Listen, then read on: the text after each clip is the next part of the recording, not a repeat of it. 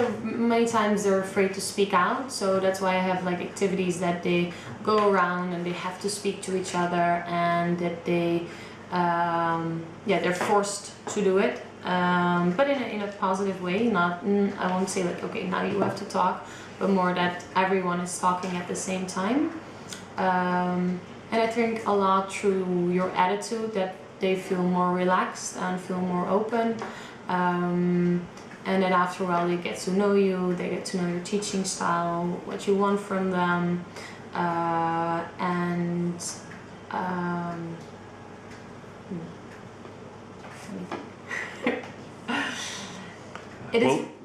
ahead.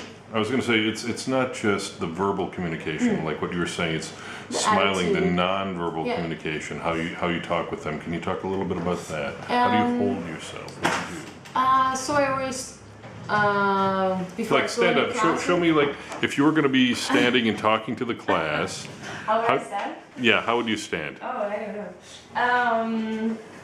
know. Most times I'm not like in front of the desk. Many times like next to it.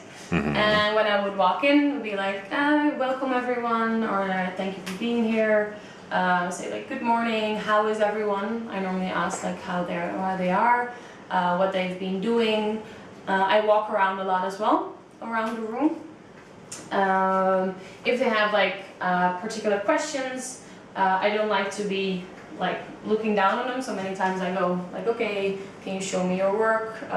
Where do you have a question? So you're more on same eye level. And sometimes I sit, like if they're working, I'll just sit and check like if they're finished or not, if they're still busy. Many times I just walk around, not necessarily checking their work, but if there are any questions, they feel more comfortable asking it than instead if I sit in the front.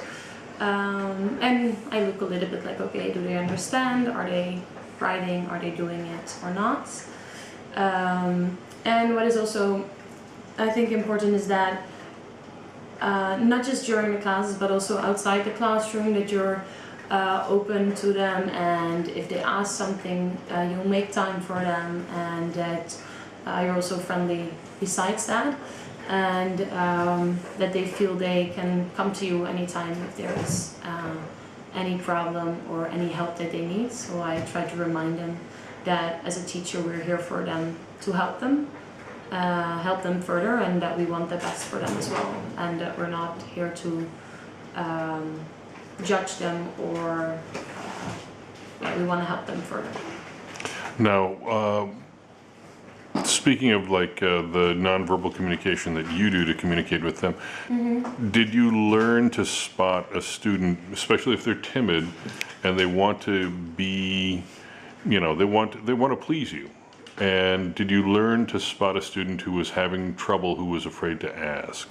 What were some of the things that you look for the students to see if somebody's having trouble but they're too shy or too embarrassed? I didn't. I learned it more by doing. Many times they'll have a confused look on their face. They will look like they're writing, but they're checking with other people, like because everyone is like in their books sometimes, and they're like also, but then they look around like, okay, I don't really understand.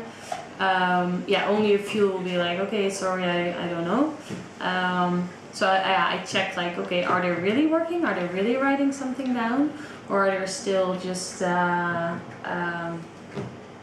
just looking in their book?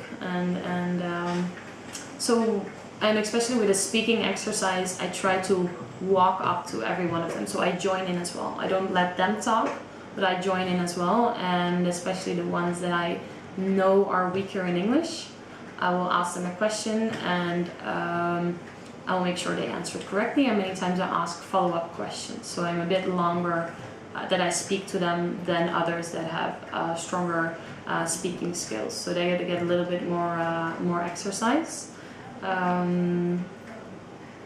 For the rest, if they don't understand, really the faces that they many times make, they just look confused, and you will see them going to either side, like to check their partner's work,